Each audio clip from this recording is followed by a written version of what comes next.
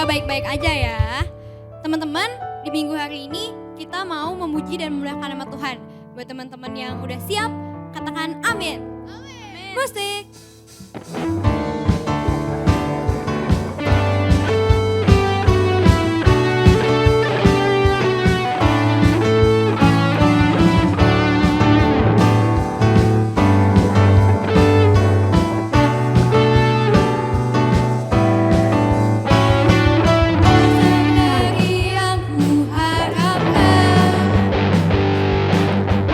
Bukti dari segala yang tak kulihat.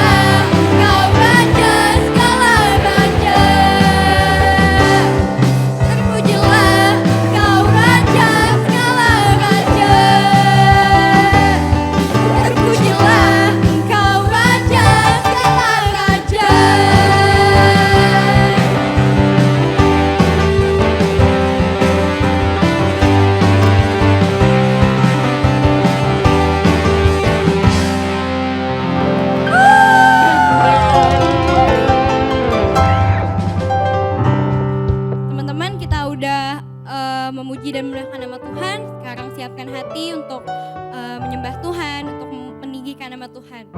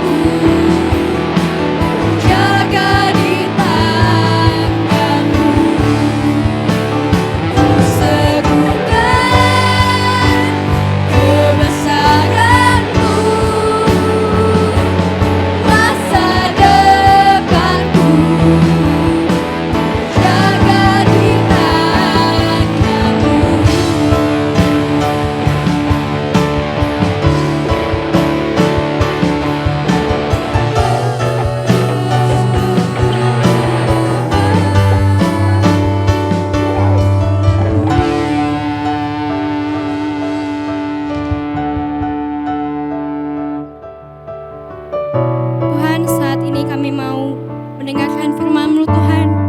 Kiranya Tuhan siapkan hati kami, supaya kami bisa mendengar firman-Mu dengan baik Tuhan. Supaya kami bisa fokus dengan apa yang dibawakan oleh hamba-Mu Tuhan. Kiranya kami dapat mengerti dan kami bisa melakukannya dalam kehidupan sehari-hari ya Tuhan. Terima kasih Tuhan, kami sudah berdoa dan mengucap syukur. Haleluya, amin.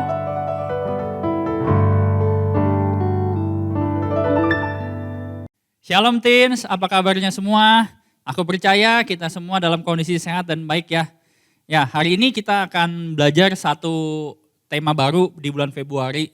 Kalau di bulan Januari kemarin kita banyak belajar mengenai karakter ya. Ada beberapa karakter yang sudah kita bahas dan semoga kalian paham dan menerapkannya dalam kehidupan sehari-hari. Nah, di bulan Februari ini kita akan belajar dari banyak tokoh Alkitab yang sangat menginspirasi, khususnya untuk menginspirasi anak-anak muda ya. Akan ada beberapa tokoh rahasia. Hari ini aku mau bawakan satu tokoh. Siapa? Nah, mungkin ada yang ngomong Daud.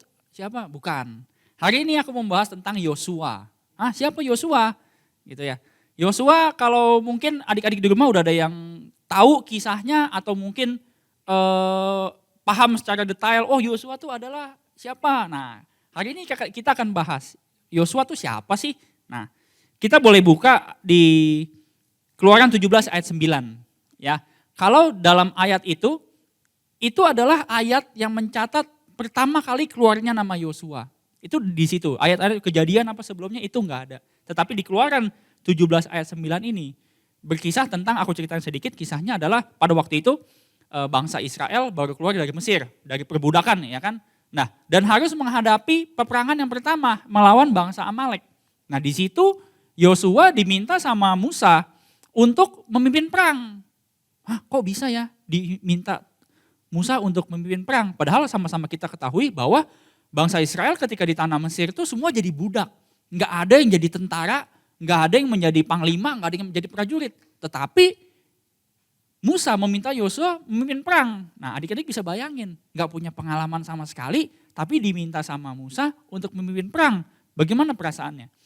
Pasti Yosua pada saat itu takut, pada saat itu bingung. Gimana caranya perang? Ya kan, strategi aja nggak ngerti, megang pedang aja mungkin nggak ngerti. Pakai baju perang aja juga mungkin belum pernah, lantas disuruh perang gitu loh. Di ayat berikutnya berkata seperti ini. Di Keluaran 24 ayat 13 berkata, lalu bangunlah Musa dengan Yosua abdinya, maka naiklah Musa ke atas gunung Allah. Nah, kalau misalkan kalian buka di Alkitab bahasa Inggris, berbunyi seperti ini. Moses set out with Joshua his attendant. Nah, attendant kalau misalkan kalian lihat di Google Translate, artinya itu adalah pesuruh atau pelayan. Lantas kok bisa? Kok seorang pelayan disuruh perang? Kan gak mungkin. Yang ada dia maju berperang duluan, ya dia yang mati duluan gitu loh. Nah itu pekerjaannya Yosua adalah seorang budak dulu di Mesir dan dia itu adalah seorang pelayannya Musa. Kok bisa-bisanya ya seorang pelayan, ya kan, seorang pesuruh, seorang asisten lantas disuruh perang gitu loh. Apa sih maksudnya Tuhan atau apa sih maksudnya Musa untuk minta Yosua memimpin perang? Nah itu nanti kita akan bahas lebih dalam lagi. Ada di satu ayat lagi berkata seperti ini. Di Bilangan 11 ayat 28 berkata, maka menjawablah Yosua bin Nun yang sejak mudanya menjadi abdi Musa. Artinya apa? Ya memang dia seorang pelayan, seorang hamba dari Musa gitu kan, seorang yang sangat besar gitu loh. Lantas kenapa dia disuruh mimpin perang gitu loh, sama sekali nggak ada hubungannya dengan pekerjaannya atau pengalamannya yang dulu gitu loh. Kalau dia disuruh mimpin perang ya ada juga dia mati, kemudian bangsa Israel ya kalah, nggak mungkin bisa menang. Nah itulah sosok Yosua pada waktu belum menjadi siapa-siapa. Bisa dibilang pekerjaan yang masih awal, pengalaman yang masih sedikit, itulah Yosua. Lantas kita akan melihat perjalanan kehidupan Yosua atau bisa dibilang karirnya ya. Karirnya seperti apa sih ketika berjalannya waktu. Adik-adik di rumah boleh dibuka pada Ulangan 1 ayat 38. Berkata seperti ini. Yosua bin Nun pelayanmu, dialah yang akan masuk ke sana. Berilah kepadanya semangat sebab dialah yang akan memimpin orang Israel sampai mereka memiliki negeri itu. Loh, sekarang Yosua disuruh atau dikatakan dia yang akan memimpin bangsa Israel masuk tanah Kanaan. Kok bisa? Ya, aku flashback sedikit aja. Seorang budak, seorang hamba, lantas tadi di ayat sebelumnya dikatakan apa? Dia akan menjadi panglima perang, dia akan memimpin perang. Lantas di ayat yang ini berkata seperti dia akan memimpin bangsa Israel untuk masuk ke tanah Kanaan. Loh kok ini malah dapat kepercayaannya lebih besar banget ya? Kok kepercayaannya lebih tinggi banget ya? Ada lagi ayatnya. Di Ulangan 3 ayat 28 berkata seperti ini. Dan berilah perintah kepada Yosua, kuatkan dan teguhkanlah hatinya, sebab dialah yang akan menyeberang di depan bangsa ini, dan dialah yang akan memimpin mereka sampai mereka memiliki negeri yang akan kau lihat itu. Artinya apa? Yosua mendapatkan promosi dari Tuhan. Wow, hebat banget kan? Yosua mendapatkan promosi dari Tuhan. Tadinya cuma seorang hamba, dia sebagai seorang budak di Mesir. Lantas dia mulai menjadi seorang pemimpin perang. Kemudian apa berikutnya? Dia dibilang sama Tuhan, dia akan memimpin bangsa ini masuk ke tanah Kanaan. Dan apa di ayat yang barusan dikatakan apa? Dia yang akan memimpin negeri yang besar ini menuju tanah perjanjian. Kok bisa sehebat itu ya? Bagaimana? Apa yang dilakukan Yosua sampai dia bisa pekerjaannya itu berubah dari bukan siapa-siapa menjadi orang yang besar, menjadi orang yang berpengaruh, menjadi orang yang berdampak. Ya kan? Terbayang gak sih kalau misalkan saat ini ya kalian yang lagi ada di rumah, saat ini ya mungkin belum terbayang atau mungkin belum tahu cita-cita kalian seperti apa. Ya kan, lantas berjalannya waktu gak tahu-taunya kalian menjadi orang yang besar, menjadi orang yang berdampak, menjadi orang yang memberkati banyak orang. Terbayang gak adik-adik? Ya, semua harus percaya, semua harus yakin karena Yosua mengalami ini, dia mendapatkan promosi dari Tuhan. Bagaimana caranya dia bisa mendapatkan promosi dari Tuhan? Adalah, nanti kita bahas lebih dalam lagi. Yang pertama gini, ketika dia mendapatkan promosi dari Tuhan, otomatis apa? Identitasnya berubah, ya kan? Dari orang bukan siapa-siapa, lantas dia menjadi pemimpin. Ya kan? Yang pertama adalah gini, Yosua menjadi pemimpin atau leader suatu bangsa. Kalau zaman sekarang disebutnya presiden. Nah, lebih gak kebayang lagi jadi presiden, ya kan? Kalau presiden kita Pak Joko Widodo gitu kan, mungkin dia juga gak pernah bermimpi akan jadi presiden, tapi dia jadi presiden. Begitupun Yosua, dia mendapat promosi dan dia menjadi seorang pemimpin. Yang kedua adalah dia menjadi pemimpin perang. Ini yang pertama tadi aku ngomong, dia menjadi pemimpin perang, panglima perang. Dari yang gak bisa jadi apa-apa. Yang ketiga adalah seorang yang dihormati dan dihargai oleh orang lain. Kalau tadi ketika dia menjadi budak atau dia menjadi hamba, mungkin ya bisa dibilang suatu pekerjaan yang mungkin orang pandang sebelah mata ya. Pekerjaan yang mungkin dilihat ya biasa aja lah, atau mungkin ada yang menganggap sepele. Siapa yang mau hormatin seorang budak? Siapa yang mau menghormatin seorang hamba? Ya kan? Tetapi ketika Yosua dipromosikan menjadi seorang pemimpin, wah otomatis semua menghargai dia, otomatis semua menghormati dia. Malahan jadi sungkan gitu kan, jadi takut atau mungkin jadi lebih respect gitulah. Itu yang Tuhan jadikan status Yosua atau keadaan Yosua sekarang seperti itu. Mungkin banyak hal yang kita nggak ngerti kenapa sih Tuhan melakukan itu kepada Yosua gitu kan. Tuhan mempersiapkan masa depan Yosua begitu hebatnya. Dari yang tadi ya, dari bukan siapa-siapa menjadi orang yang besar. Begitupun dengan kita. Kalau Yosua jadi persiapkan masa depannya yang begitu luar biasa, begitupun dengan kita. Kalau kita mungkin keadaannya melihat, aduh sekarang aku masih kecil kok, aku juga gak ngerti nanti udah gede mau jadi apa, aku juga gak tahu cita-citaku mau jadi apa. Gak apa-apa, kalau sekalian kalian masih sekolah, lakukan sekolah kalian dengan baik, kerjakan kewajiban kalian sebagai seorang siswa atau siswi dengan baik. Karena percaya, kalau kita setia terhadap perkara-perkara kecil, otomatis kita akan dipercayakan Tuhan perkara yang lebih besar. Atau promosi yang tadi aku bilang, ya kan seperti Yosua. Tapi kita harus setia dulu, kita harus taat dulu pada apa yang dipercayakan kepada kita sekarang. Jangan lihat keadaan kita tuh yang sekarang tuh sebagai akhir dari segalanya.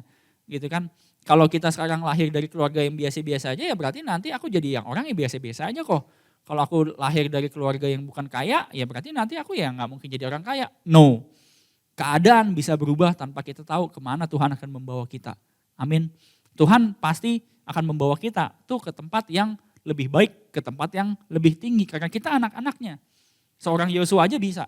Kenapa kita enggak? Kita kan juga sama anak-anaknya Tuhan. Otomatis Tuhan juga punya rancangan yang indah, rancangan yang hebat terhadap hidup kita. Nah, apa sih yang bisa kita pelajarin dari seorang Yosua? Kenapa seorang Yosua tuh yang bukan siapa-siapa lantas bisa menjadi orang hebat, orang besar, orang yang dihormati, orang yang dihargai? Poin pertama, ada di Keluaran 17 ayat 10, berkata seperti ini. Lalu Yosua melakukan seperti apa yang dikatakan Musa kepadanya dan berperang melawan orang Amalek. Artinya apa? Yosua taat. Ketika yang awal ya, yang tadi aku bahas ya. Ketika Yosua pertama kali disuruh perang, dia gak komplain. Pak, jangan saya Pak, suruh aja dia. Nanti kalau saya yang maju duluan, nanti saya yang mati. No. Tapi Yosua dengan taat, sekalipun dia gak punya pengalaman, sekalipun dia mungkin gak ahli dalam satu hal, tapi dia kerjakan dan lakukan dengan setia. Dia taat aja. Musa ngomong apa, Musa suruh apa, dia lakukan aja dengan setia dan taat. Lantas akhirnya apa? Dia akan punya banyak pengalaman. Gitu loh. Sama seperti misalkan aku kesaksian sedikit ya, pertama kali aku bekerja di perusahaan yang sekarang itu enggak punya pengalaman apa-apa. Tapi kalau misalkan kita belajar, kita banyak tanya sama orang, kita banyak belajar, otomatis kita akan mengerti dan kita akan bisa begitu loh. Artinya apa? Kalau kita taat akan satu hal tersebutlah yang akan mendidik kita dan membentuk kita. Seperti yang Yosua lakukan ini. Enggak komplain, enggak banyak protes, lakukan saja.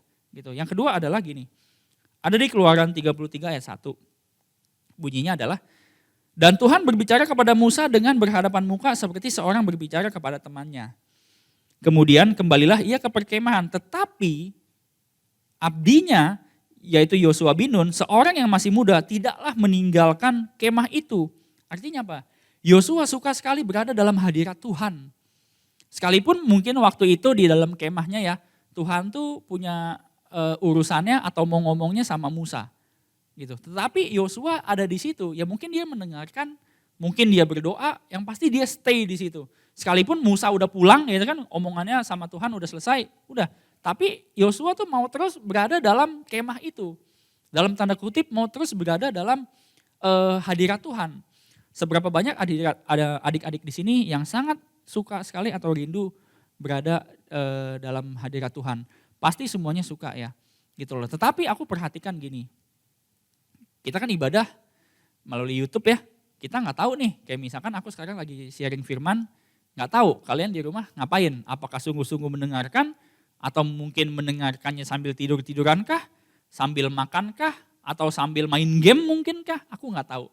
Nggak ada yang mengawasi kalian lagi ibadah apa enggak, gitu loh. Nah tapi kita harus jaga hati kita, sekalipun ibadahnya melalui YouTube, kelas pemuritannya atau doanya CG atau Teens Prayer itu melalui Zoom, tapi kita harus menghargai ibadah gitu loh. Aku sering lihat kalau di Zoom ya, lagi PPW, close camp, lagi dengerin firman, close camp, itu nggak tahu gitu. Mereka yang close camp itu pada ngapain gitu loh, ya kan? Nah makanya yang seperti itu bukan artinya suka dengan hadirat Tuhan ya, karena ya itu tadi ketika off cam, close cam kita nggak tahu apa yang dilakukan, entah tidur kah, main game, makan atau ngerjain yang lain. Tetapi kalau namanya suka dengan hadirat Tuhan, PPW diikuti dengan dilakukan dengan sungguh-sungguh.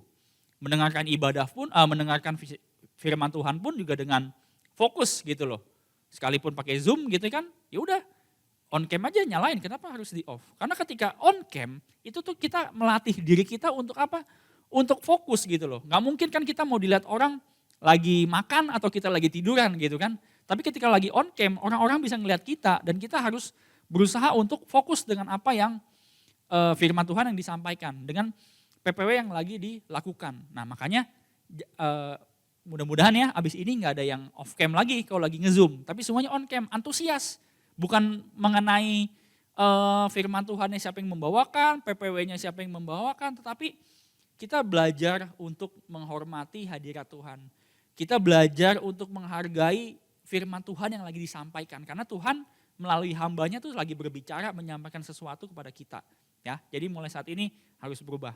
Poin yang ketiga adalah, apa yang bikin Yosua dipromosikan sama Tuhan adalah Bilangan 32 ayat 1. Kecuali Kaleb bin Yefune, orang Kenas itu, dan Yosua bin Nun, sebab keduanya mengikuti Tuhan dengan sepenuh hatinya. Yosua percaya sepenuh hati kepada Tuhan. Nah, ini kisah tentang 12 pengintai ya, adik-adik udah tahu kisahnya. Jadi 12 pengintai ini disuruh Musa untuk mengintai atau mengecek tanah perjanjian itu seperti apa sih, tanah Kanaan itu isinya seperti apa sih. Nah, 10 orang pengintai ini berkata bahwa tanah perjanjian ini atau tanah Kanaan ini adalah tanah yang subur, tanah berlimpah-limpah susu dan madunya. Tetapi di sana ada orang-orang raksasa. Mereka besar-besar, kita kecil. Yang ada kalau kita masuk ke situ kita diinjak atau mungkin kita ditelan karena kita kecil gitu loh. Tetapi Yosua dan Kaleb punya pandangan yang berbeda. Karena kenapa? Mereka memegang janji Tuhan, itu sungguh-sungguh.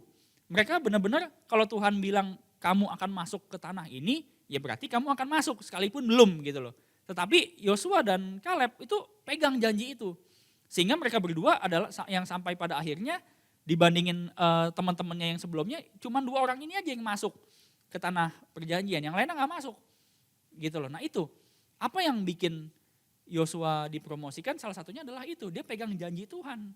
Kalau mungkin ya itu tadi, kita melihat keadaan kita sekarang tuh belum seperti apa yang kita inginkan gitu. Tapi Tuhan berjanji, kehidupan kita tuh akan jadi kepala bukan ekor, terus naik bukan turun.